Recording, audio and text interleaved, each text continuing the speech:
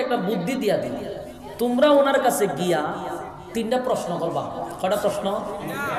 3 প্রশ্নের জবাব যদি উনি দিতে পারে, তোমরা বুঝে নিবা উনি আল্লাহর পয়গম্বর, এর মধ্যে কোনো সন্দেহ নাই। এরা যারা আইছে এরার কি মতলব বালা? নবী যে আল্লাহর রাসূল এবং উনি যে আল্লাহর পয়গম্বর, সত্য নবী, এটা কিন্তু এরাও মনে মনে জানে। কথা হয় না? এরা কিন্তু এটার সমাধানের লেগে আইছেন। এরা আইছেন অন্য কোনো গিরিঙ্গি বাজানো যায় কিনা। কিন্তু ফন্ডিতে হয় 3 প্রশ্নের জবাব যদি উনি দিয়া দেয়, বুঝবা উনি আল্লাহর পয়গম্বর, সন্দেহ নাই। আর তোমরার উচিত কালেমা পড়া ঈমান আনা। বুঝিনি বেশ? 15টা আইসে যে একটার পর একটা ছায়া কথা যে লাউই কদু, এটা তো আমরা মদিনার থেকে মক্কা থেকে বুঝতে পারছি। আমরা ইসলাম মোহাম্মদের একটা সিফায় ভালো পারলি পারল না। এই 15 জন গেছে মক্কায়। মক্কাতুল মুকাররমায় যাওয়ার পরে চিন্তা করেন, দুষ্ট লোকের হয় মিষ্টি কথা, দুষ্ট লোকের হয় মিষ্টি কথা। 15 জন নবীর সামনে গিয়া কয়, আব্দুল্লাহ পুত্র মুহাম্মদ, তুমি না আমাদের বাতিজা? বলে হ, বাতিজা। তুমি আমাদের বাতিজা, আমাদেরই বংশের, আমাদেরই গর্ব, আমাদেরই রত্ন। বাতিজারে, তোমার সঙ্গে তো আর দুশ্মনী হয় না, তোমার সঙ্গে তো আর যুদ্ধ হয় না, তোমার সঙ্গে আমাদের কোনো মন খালাখালি হওয়ার কথা না। তবে আমরা তোমার কাছে আসছি, তুমি যে রবের দাওয়াত দাও, সেই রব যদি সঠিক হয়, আমরাও সেই রবের কালেমা পড়ে ঈমান আনব। কি সুন্দর কথা! আল্লাহর পয়গম্বর চিন্তায় পড়ে গেল, যেই লোকগুলি আমার কাছে আসছে রে, এগুলা সব মক্কার মাতা। এরা যদি কালেমা পড়ে, আমার কালেমার দাওয়াত দিতে গিয়া মক্কা নগরীতে কষ্ট হবে না। তাই নবী বলেন, বলুন আপনারা কালেমা পড়বেন? বলে অবশ্যই পড়ব, তবে একটা শর্ত আছে।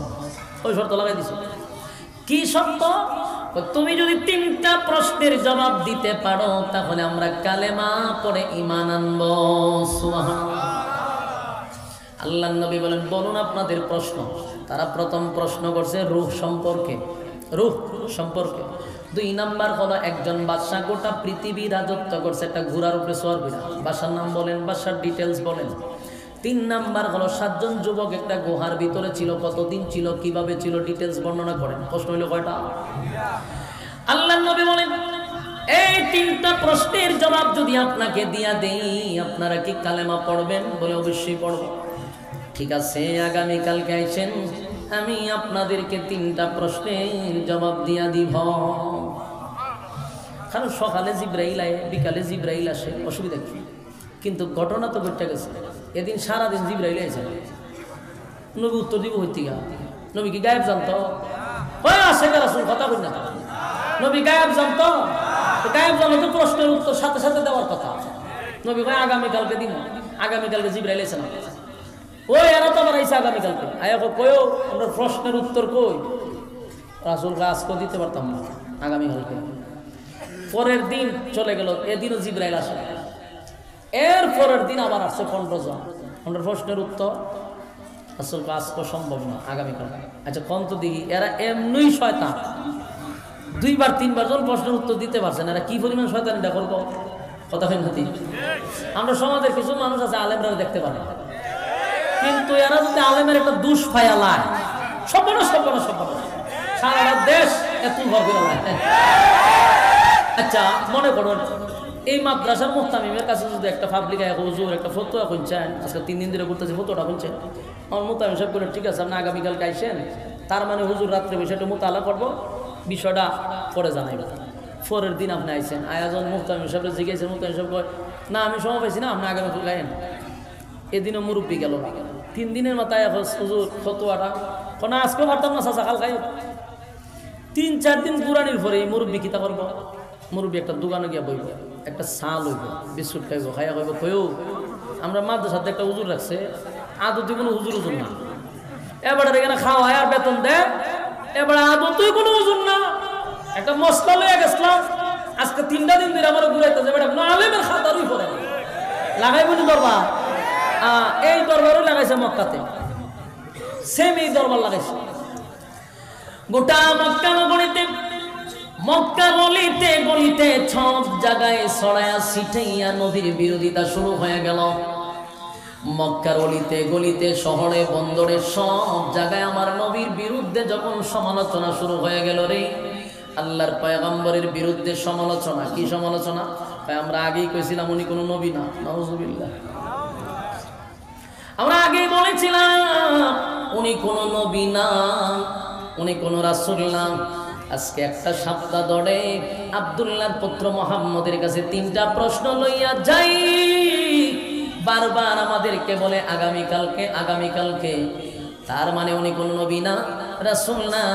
গোটা মক্কা নগরীতে আমার নবীর বিরোধিতা শুরু হয়ে গেল রে। নবী নিজেও চিন্তায় পড়ে গেল। আজকে 15 দিন হয়ে যাচ্ছে, এখন পর্যন্ত জিব্রাইল কেন আসে না? যেই জিব্রাইল সকালে আসতো, যেই জিব্রাইল বিকালে আসতো, এখনো কেন জিব্রাইল আসে না? আর মক্কার মানুষ আল্লাহর নবীর বিরোধিতা শুরু করছে রে। একটা পর্যায়ে মানুষ বলা বলি করতে লাগলো, মুহাম্মদের আল্লাহ মুহাম্মদকে ভুলে গেছে।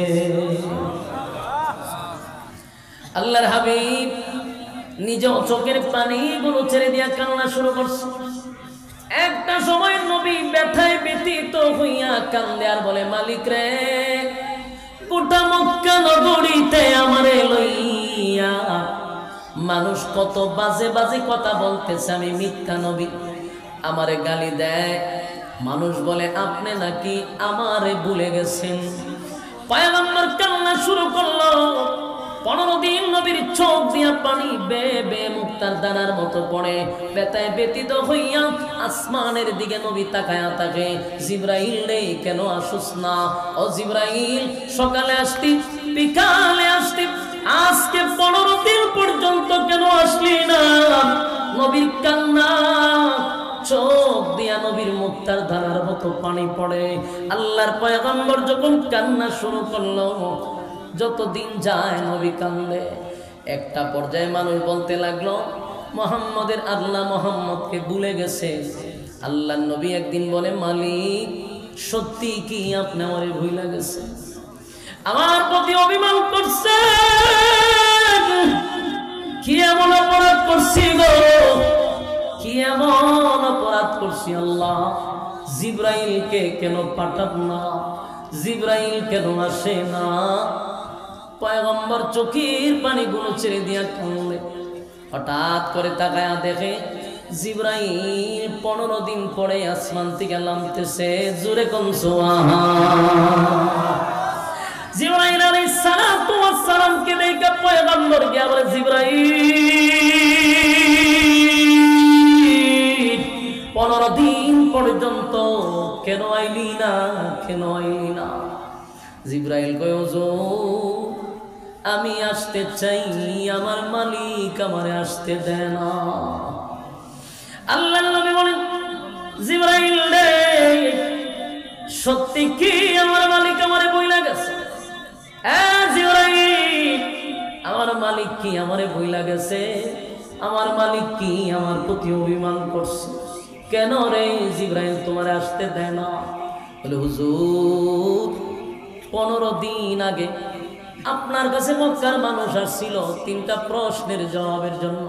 নবী গো, আপনি তাদেরকে বলছিলেন আগামী কালকে বলবেন। এই কথাটা আমার মালিকের কাছে পছন্দ হয় নাই। আমার কিশোরগঞ্জের বায়া, কুটিয়াদির বায়ারা দিলের কান লাগায় কথাগুলি শুনে নিকাম থেকে আমাদের শিক্ষা গ্রহণ করার দরকার আছে।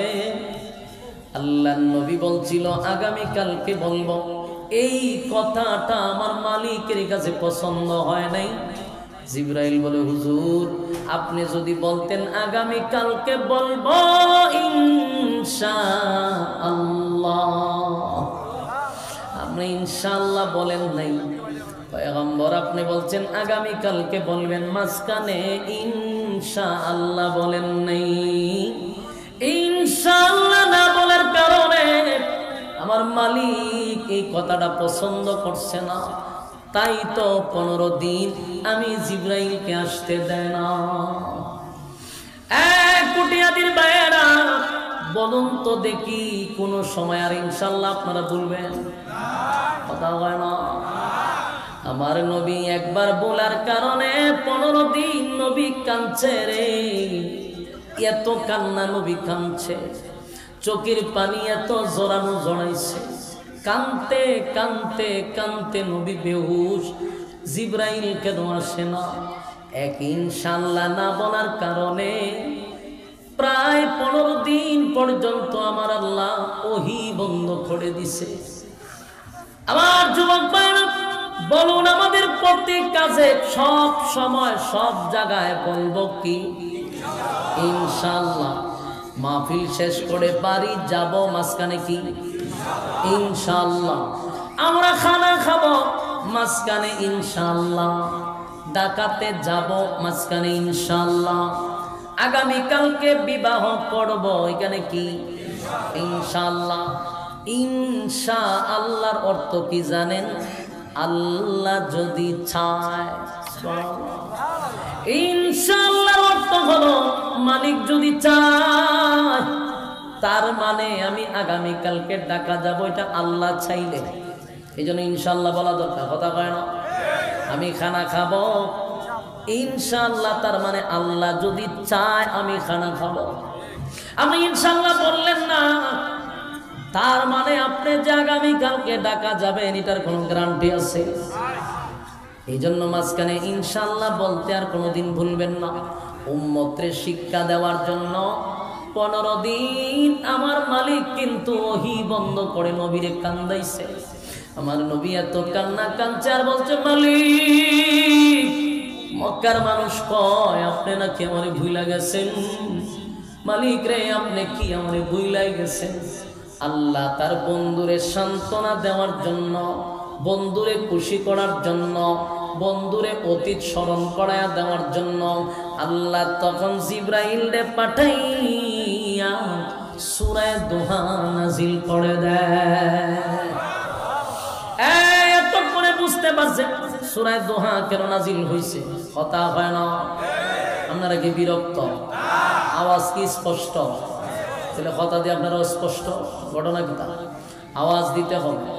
বলুন, ইনশাআল্লাহ না বলার কারণে ওহী বন্ধ হইল কতদিন? 15 দিন। ওহী বন্ধ হওয়ার পরে যে সূরাটা নাজিল হয়েছে সেই সূরাটার নাম হলো সূরা দোহা। কেন নাজিল করলো? নবীরে খুশি করার জন্য।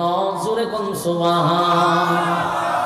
এই সূরা দোহা নাজিল করি বন্ধুরে বন্ধু খুশি করছে রে, বন্ধুরে বন্ধু সান্ত্বনা দিছে। সূরা দোহা নাজিল করে 2টা কসম করছে। জোরে কোন কয়টা? 2টা কসম। শুরুতে 2টা কসম। আল্লাহ বলেন, ওয়াদ-দুহা ওয়াল-লাইলি ইযা সাজা মা ওয়াদ্দা'কা রাব্বুকা ওয়া মা ক্বালা ওয়াল-আখিরাতু খায়রুন লাকা মিনাল উলা।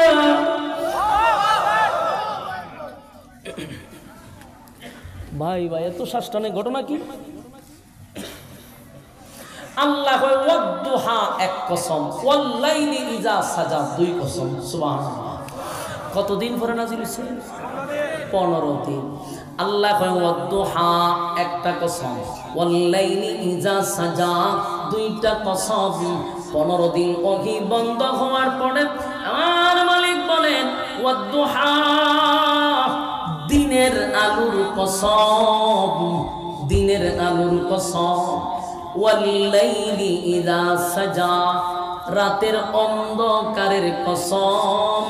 তাহলে কসম হইল কয়টা? আমার যুবক ভালো করে দিলের কান লাগাইয়া কথাগুলি যদি একটু মনোযোগ দিয়া শুনেন। এখন মাত্র সূরার ভিতরে আমি ঢুকছি, তার মানে বেশি সময় না, একটু সময় মনোযোগ দিয়া শুনেন। আল্লাহ 15 দিন পরে সূরা দোহা নাজিল করে 2টা কসম করে বন্ধুরে কি সান্ত্বনা দিল। 1 নাম্বার হলো ওয়াদ-দুহা, বন্ধুর দিনের কসম, দিনের আলোর কসম। ওয়াল-লাইলি ইযা সাজা রাতের অন্ধকারের কসম। এখানে তাফসীর কারকরা বলেন এই ওয়াদ-দুহার একটা ব্যাখ্যা হলো দিনের আলোর কসম। কিন্তু তাফসীর কারক বলেন আরেকটা অর্থ আছে, ওয়াদ্দুহার অর্থ হলো নবীর সুন্দর চেহারার কসম। সুবহানাল্লাহ বাড়ি দিয়া আমার নবীর চেহারা কত সুন্দর, আল্লাহ নিজে চেহারার কসম করছে গো,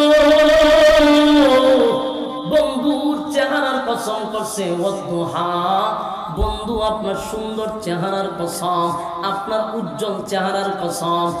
এরপরে তাফসীর কারকরা বলেন ওয়াল্লাইলি ইযা সাজা, একটা অর্থ রাতের অন্ধকারের কসম, আরেকটা অর্থ হলো ওয়াল্লাইলি ইযা সাজা আপনার সুন্দর কালো চুলের কসম।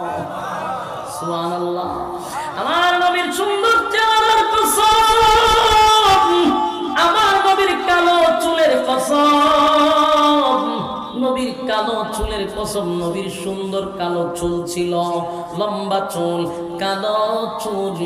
আল্লাহ নবীর চুলগুলা ছিল একটু কোকড়ানো, খুব কালো। তাই আল্লাহ বলেন ওয়াল্লাইলি ইযা সাজা আপনার কালো চুলের কসম। কসম করলো দুইটা কসম করে আল্লাহ বলেন মা ওয়াদ্দাআকা রাব্বুকা ওয়া মা ক্বালা। দুইটা কসম করে বলেন মা ওয়াদ্দাআকা রাব্বুকা ওয়া মা ক্বালা। বন্ধু কে বললো আপনাকে আমি ভুলে গেছি? আপনার রব আপনারে ভুলে নেই। আপনার রব আপনাকে ভুলে নাই, ভুলে নাই, ভুলে নাই, ভুলে নাই, বলবে না। কেন গো বন্ধু আপনাকে আমি ভুলে যাব? আমি আপনার রব বলি নাই, আপনার প্রতি অসন্তুষ্ট হই নাই। এরপরে আল্লাহ পরের আয়াতে বলেন ওয়ালাল আখিরাতু খায়রুল লাকা মিনাল উলা। আল্লাহ রাব্বুল আলামিন বলেন ওয়ালাল আখিরাতু খায়রুল লাকা মিনাল উলা। এখন আপনাকে যা দিছি, এই যুগে আপনাকে যা দিলাম, এর থেকে কোটি কোটি কোটি গুণ বেশি আপনার জন্য পরকালে আমি বরাদ্দ রাখছি। চিৎকার দিয়া বলুন সুবহান। আমার যুবক ভাইরা দিলের কান লাগা শুনে, যেই মালিক দুনিয়া সৃষ্টি করলো গো, দুনিয়ার নাজ নেয়ামত যিনি সৃষ্টি করলো, সেই মালিক বলে দুনিয়া কিছুই না, পরকালে আপনার জন্য বরাদ্দ রাখছি। আমার নবীর আল্লাহ দুনিয়ায় যা দিছে, এর থেকে কোটি কোটি কোটি গুণ বেশি নবীর জন্য পরকালে বরাদ্দ রাখছে। জোরে কোন সুবহান। এরপরে আয়াতে বলেন ওয়ালা সাউফা ইউতিকা রাব্বুকা ফাতারদা। আল্লাহ বলেন ওয়ালা সাউফা ইউতিকা রাব্বুকা ফাতারদা, শীঘ্রই আপনার রব আপনারে খুশি করবে। জোরে কোন সুবহান। আমার বন্ধুরা কথাগুলো দিলের কান লাগায় শুনেন। ওহী যখন বন্ধ হয়ে গেল, নবীর ভিতরে কষ্ট ছিল, আমার আল্লাহ আমারে ভুলে গেছে, আমার মালিক কি আমারে ভুলে গেছে। আল্লাহ কয় না, ওয়ালাল আখিরাতু খায়রুল লাকা মিনাল উলা। আল্লাহ বলেন মা ওয়াদ্দাকা রাব্বুকা ওয়া মা ক্বালা, আপনার রব আপনারে ভুলে নাই। ওয়ালাল আখিরাতু খায়রুল লাকা মিনাল উলা, যা দিছি বরং এর থেকে বেশি আপনাকে সামনে আরো বাড়ায়া দিব। সুবহানাল্লাহ। ওয়ালা সাউফা ইউতিকা রাব্বুকা ফাতারদা, বরং আপনার রব আপনারে অচিরেই খুশি করবে। সুবহান। তাফসীর কারকরা বলেন ওয়ালা সাউফা ইউতিকা রাব্বুকা ফাতারদা, কেন আল্লাহ বলল অচিরেই আপনাকে খুশি করব? তার একটা কারণ হলো, হয়তোবা নবীরে মক্কা বিজয়ের একটা ইঙ্গিত দিছে, হয়তোবা নবীরে আরশে আজিমের মেহমান বানানোর একটা ইঙ্গিত দিছে, হয়তোবা আমার নবী অনেকগুলা দাবি করছিল আল্লাহর কাছে, আল্লাহ আমার একটা গুনাহগার উম্মত যদি জাহান্নামে যাবে, আমি নবীরে আপনি খুশি করতে পারবেন না। আশিকে রাসূল, আমার নবীর কত মায়া দেখছো। আল্লাহ কয় ওয়ালা সাউফা ইউতিকা রাব্বুকা ফাতারদা, আপনার রব আপনারে খুশি করবে। আর নবী কয় আমার একটা উম্মত যদি জাহান্নামের ভিতরে থাকে, আমি নবী কোনোদিন খুশি হব না। সুবহানাল্লাহ। কি বাড়ি দিয়া বলবেন আপনারা আর কেমনে কইলে খুশি হবেন? সুবহানাল্লাহ কইতো আমার মুখ দিয়ে বাইরে না। আপনারা কত কৃতজ্ঞ। হ্যাঁ, নবী আমাদের জন্য আল্লাহর কাছে দরখাস্ত করেন, যেমন একটা গুনাহগার যদি জাহান্নামে থাকে, আমি নবী জান্নাতে যাব না। সুবহান। এরপর আল্লাহ বলেন আলাম ইয়াজিদকা ইয়াতীমান ফাআওয়া। আল্লাহ বলেন তিনি তোমাকে কি এতিম অবস্থায় পায় না। এবং কেমনে বললেন আপনাকে আমি ভুলে গেছি, কেমনে বললেন আপনাকে ভুলে গেছি, আপনাকে কি আমি এতিম অবস্থায় পাই নাই? নবী এতিম ছিল, আমার আল্লাহ বলেন আমি আপনাকে আশ্রয় দিছি। বলুন আশ্রয় দিল কে?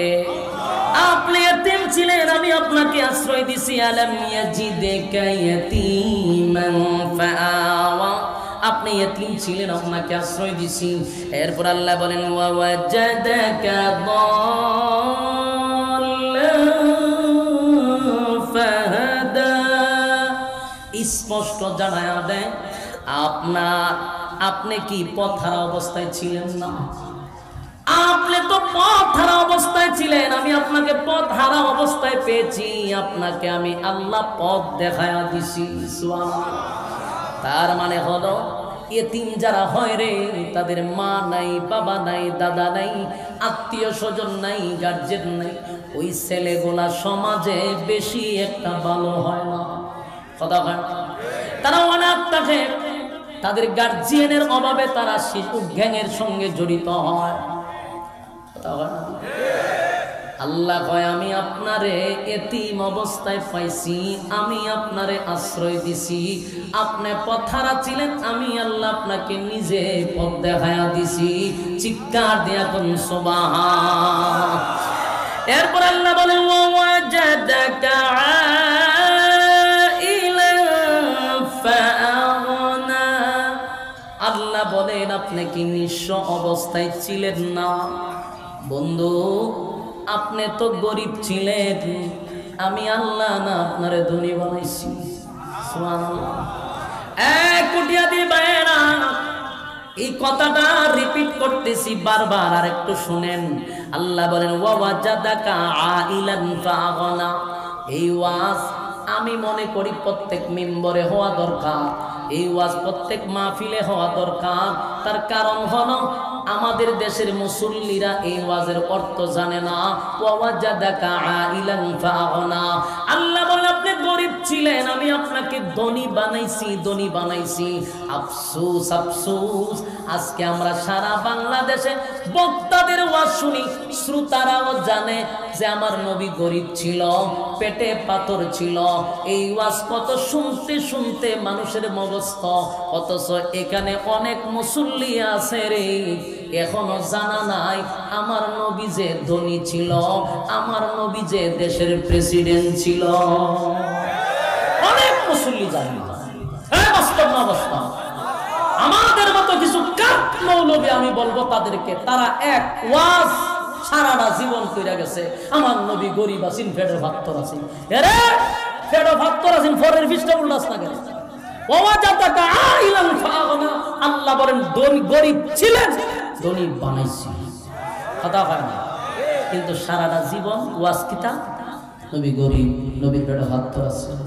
এই ওয়াজ এমন প্রভাব পড়ছে, প্রভাব পড়ার কারণে ক্ষতিটা কি হয়েছে আপনারা একটু মনোযোগ দিয়ে শুনেন। এই ওয়াজ মগস্ত হয়েছে নাস্তিকদের, এই ওয়াজ মগস্ত হয়েছে সুশীল সমাজে। হ্যাঁ, ওয়াজ মগস্ত করছে যে ইসলাম মানে গরিব, ইসলাম মানে দরিদ্র, নবী গরিব ছিল, নবীর পেটে ভাত আছে। এখন এই ওয়াজ এমন এমন প্রভাব পড়ছে, 2024 সালে যখন কোনো আলেম নেতৃত্ব দেওয়ার জন্য রাজময়দানে দাঁড়ায়, তখন সুশীল সমাজ নাস্তিকরা হয় হুজুর, আপনারা হুজুর মানুষ, থাকবেন মসজিদে, থাকবেন মাদ্রাসা, থাকবেন গুরুস্থানে, থাকবেন মানুষ মরে গেলে এদের ফাঁসে, আপনারা তো রাজনীতির মাঠে আইছেন, আপনারা যে বুঝছেন আল্লাহ জানে। সব ওয়াজ তো সব কেন খায়ও না। কিশোরগঞ্জের মানুষের কাছে এই ওয়াজ করে তো আমি মজা পাইতেছি না, আমার গলাটা ভাঙছি আজকে। আমি আপনারা সাথে কথা কই, এরপর আপনারা কথা বলেন। মাইক হলে আজকে আমার 12টা বাজেছে, এত চালু, এর ভিতরে সাউন্ডটা খুব সুন্দর দিছে, কিন্তু এখানে এমন শ্বাস টানলো যে 1 বছর এই পুরা সিজন ধরে ওয়াশ করতেছি, গলার ধরছে না, কিন্তু আমার কথা বলতে আমার খবর হইতেছে 2 টানে খাইয়ে দিয়েছে গলা, এত ঠাস টানতেছে বলার মতো। কিন্তু সাউন্ড আজকে খুব মজার সাউন্ড আছে, কিন্তু এই যে 2 মাউথ দিয়ে রাখছে, বয়স প্রসেসর সারা মেরা দিছে, হয়তো বা শ্বাস টানতেছে। এরপরে আমি কষ্ট করে কথা বলতে চাচ্ছি, আপনারা ফেডের ভিতর থেকে কথা বের করতে পারতেছে। আমার কথাটা কি বুঝছেন আপনারা? এখানে একটা সূক্ষ্ম মাথায় বোঝার চেষ্টা করো। এই জায়গার ওয়াজ হইল বর্তমান সমাজের সবচেয়ে গভীর ষড়যন্ত্র। ষড়যন্ত্রটা কেমন আমরা বলি, ওয়াজের মাঠে আমরা ওয়াজ করি নবী গরিব, এই ওয়াজটা করলে মানুষ কান্দে, মানুষ চিত্তিয়ে ফিরে জায়গা গরিয়ে ফেলে, আহা হা হা রে নবী গরিব আছে, জুতা দা মারতাম মনে হয় কপালটার মতো। তুই খালি গরিবের ওয়াজ করে, নবী যে দেশের প্রেসিডেন্ট না চিন্তা কষ্ট কেন, নবী যে দেশের বাদশা ছিল এটা বলস না কেন? ইসলাম তারা শুধু খালি তোরা ফকিরের কাছে নিয়ে গেছিস, আমার নবী দেশের রাষ্ট্রনায়ক ছিল, সেটা বললে তো আমাদের গর্ব হয়। সারাটা জীবন ওয়াজ করছে, নবী ফেটো ভাগ করেছি, নাস্তিক না হয় হুজুর, হুজুরা রাজনীতি করেন নাই, আপনার নবী গরিব আছেন, ফেটো ভাগ করে দিয়েছে, আর আপনারা রাজনীতি করতেন। এই কথা বলার সাহস পায় কেমনে? ওই যে কাঠমৌলবী ওয়াজ করে গেছে, আমার নবী গরিব আছে, খানা দিলে প্রভাব পড়ছে নি। অথচ আয়াতে আল্লাহ বলেন আপনি গরিব ছিলেন, আমি ধনী বানাইছি। অথচ আপনারা অনেক মুসল্লি জানে না, আমার নবী দেশের প্রেসিডেন্ট ছিল, প্রেসিডেন্ট। সুবহানাল্লাহ। এই ওয়াজ যদি নাস্তিক পাড়ায় মুখস্থ থাকতো, একটা মালুর বাচ্চা বলতে পারতো না যে আলেমরা কেন রাজনীতি করে। আলেমরা রাজনীতি শিখছে তো, তার থেকে আমাদেরকে জিজ্ঞাসা করে, আলেমরা রাজনীতি শিখছে মুহাম্মাদুর রাসূলুল্লাহর কাছ থেকে, ঠিক কিনা বলেন? শুধু মুহাম্মাদুর রাসূলুল্লাহ প্রেসিডেন্ট ছিল না, আবু বকর প্রেসিডেন্ট ছিল, উমর প্রেসিডেন্ট ছিল, উসমান প্রেসিডেন্ট ছিল, আলী প্রেসিডেন্ট ছিল, ঠিক কিনা? আমরা রাজনীতি করতে গেছি, রাজনীতি জন্ম দিছে মৌলবী। এখন আমরা রাজনীতি করতে পারি না, শুধু কাঠ মৌলবী ইসলাম দ্বারা গরিব বানাই দিচ্ছে। আমরা এই জায়গা থেকে বাইরে হয়ে আসতে হবে, এই মাইন্ড আমাদের পরিষ্কার করতে হবে যে আজকে এইগুলা করে কি জানেন, ইঞ্জিনিয়ারের একটা ছেলে মাদ্রাসা দেয় না, একটা ডাক্তারের ছেলে মাদ্রাসা দেয় না, একটা শিল্পপতির ছেলে মাদ্রাসা দেয় না। কেন দেয় না? আমরা পাঞ্জাবি ফিসেদা বইলেও ফুটে রয়েছে, আমরা হিসাব হাতে তসবি সুবহানাল্লাহ সুবহানাল্লাহ, এটার নাম ইসলাম না, এটা বন্ডামি। এটার নাম কি? বন্ডামি। কে বলছেন ইসলাম? ইসলাম মানুষের কাছে আপনি ইসলামের শুরু করতে চাইতেছেন? আপনারা কে বলছে পাঞ্জাবি বইলেও ফুটে তুলতেন? কে বলছে আপনার সামর্থ্য আছে আপনি পাঞ্জাবি ইস্তারি দিয়া শান শৌকতে চলেন? আপনাকে দেখে ইসলামের প্রতি 10টা লোক আসতে বাধ্য। আমরা ছিলাম গরিবের মতো। এবার চিন্তা করে আমি একটা শিল্পপতি, আমার ছেলে যদি মাদ্রাসা দেই, এটা তো মানুষ মরলে বইয়ে থাকবো, জানা হবে লইয়া এ বইয়ে থাকবে 5 দিনের ফরানি কোন সময় খাইবার লইয়া। কেন এই জায়গাতে বাইরে আসেন না কেন? আজকে স্কুলে কলেজে ছাত্র দেয়, শিল্পপতি ছেলে ভর্তি করে, আমার মাদ্রাসার কেন শিল্পপতি ছেলে ভর্তি করবে না? তার কারণ হলো আমাদের মন মানসিকতার থেকে বাইরে হয়ে আসতে হবে। 2024 সালে যদি আমার নবী থাকতো, পৃথিবীর শ্রেষ্ঠ গাড়িটা আমার নবী চালাইতো। বাস্তব না বাস্তব? ইসলাম আমরা কইছে আমরা গরিব থাকেন। যদি এমনটাই হইতো, সুলাইমান নবীর আল্লাহ রাজত্ব দিত না, হ্যাঁ, দাউদ নবীর রাজত্ব দিত না, আইয়ুব নবীর রাজত্ব দিত না, আমার নবীর দেশের প্রেসিডেন্ট বানাইতো না। হ্যাঁ, গরিব ছিল, পেটে পাথরও ছিল, 1 মাস 3 মাস চুলায় আগুন ধরছে, কত তো সত্য। খালি ইওয়াজি তুই সুশীল সমাজে শোনাস কেন? তোর মতলব খারাপ। ইওয়াজি দিয়ে তুই শোনাস, তোর মতলব খারাপ। পরের পৃষ্ঠা আল্লাহ বলছে আপনার ধনী বানাইছে, দেশের প্রেসিডেন্ট ছিল, সেটা উপস্থাপন কর। তাহলে নাস্তিকরা আঙুল দিয়ে বলতে পারবে না আলেমরা কেন রাজনীতি করে। বাস্তব না বাস্তব? আমরা হয় আপনারা রাজনীতি বুঝবে, হুজুররা রাজনীতি বুঝতো না, হয় কিনা? মাঝে মধ্যে মেজাজ যেমন গরম, বেড়া একটা আলেম 30 পাড়া কোরআন সিনার ভিতরে ডুবাই বসে রয়েছে, হ্যাঁ, 6666 আয়াত তার সিনার ভিতরে। এই যে আপনারা এনে ফাঁকরি দিছে, ছোট ছোট গুলা মানে এটি জিন্দা কোরআন, এটি কি জিন্দা কোরআন। 30 পাড়া কোরআন সিনার ভিতরে ডুবাইতে পারলো, কোরআনের ব্যাখ্যা তারা করতে পারলো, হাজার হাজার মানুষের সামনে বক্তৃতা দিতে পারলো, আর সাতার রাজনীতি বুঝে না। রাজনীতি তোর মতো মালুক থেকে শিখতে হবে, রাজনীতি তোর মতো সিটার বাটপারের কাছ থেকে শিখতে হবে। আমি আপনারা বলি, দুষ তো এরান না, দুষ আপনারা। আমি আঙ্গুলটা ধরে দেখাইতে পারলাম যে দুষ যে আপনাদের। আপনারা মাদ্রাসা মুহতামিমকে ও মুহতামিম সাহেব নাই? আচ্ছা মাদ্রাসা আছে এখানে, উনি তো একজন শিক্ষক নাকি? মনে করুন দৈরা নেই, আগামী নির্বাচন উনি দাঁড়াইছে চেয়ারম্যান আপনার এলাকার থেকে, এখানে যতটা দৌড়েছেন ওনার মুসল্লি একটা ওনার ভোট দিবে না। হুজুর রে মহব্বত করে হুজুর গরম ভাত দিয়ে আপনারা মুরুদ দেখাও ভাই ভোট দিতাম না। কেন? হুজুর রাজনীতি বুঝতাম না। এটা মন উদ্দেশ্য না, এও জানে যদি হুজুর ফাঁস করে বোতল খাইতে পারতাম না, নারীবাজি করতাম না, চুরি বদমাশি করতাম না, টেন্ডারবাজি সাদাবাজি করতাম না। এই জন্য আলেমরে নির্বাচনে দাঁড় করাইতে রাজি না। আলেম তো অযোগ্য, এটা বলার ক্ষমতা বাংলাদেশে কোনো বেড়ান নাই। কারণ আমি আমার কথাটা বলি, আমার তো দেখতে খুব শুরু না, আমি হালকা চিকনা মানুষ, ওজন আমার কম। আমি 64 জেলার কোনো থানা বাদ নাই যেই থানাতে আমি যাই নাই, শুধু দেশ না বিদেশ আমি প্রোগ্রাম করি। আমার এই অভিজ্ঞতাতে আমি একটা জিনিস দেখলাম, যতটা মাহফিলে ওয়াজ করি কিছু প্রধান অতিথি থাকে, এমনকি অনেক এমপি মন্ত্রীরাও 16 বছরের কেরিয়ার আমি যেটা বাস্তব অভিজ্ঞতা হলো, অনেক এমপিরাও প্রধান অতিথি থাকে। তখন প্রধান বক্তার আগে এরা দেখবেন মাইক লিয়া একটু বক্তব্য দেয় না? এক একজনের ডিগ্রি বাংলাদেশ ফাইরিয়া আমেরিকাতে এমন ডিগ্রি আনছে, শিক্ষাগত যোগ্যতা। যখন আমার সামনে মানুষ থাকে এতগুলা দাঁড়ায় কথা কইতে গেলে দেখছি আর ভাই জামা শুধু খাবার শুরু হয়, কথা মিলাইতে পারে এরা আরো থাকে, এক কথা এদিক থেকে দিকে যায়, এদিক থেকে দিকে যায়, কথার কোনো গুছালো নাই। আমার প্রশ্ন হলো, তুই এত ডিগ্রি নিয়ে মানুষের সামনে কথা বলতে পারস না, আর একজন আলেম বাংলাদেশে লেখাপড়া করে লক্ষ মানুষের সামনে কথা বলবে, তার টুডে মুখে লাগবে না।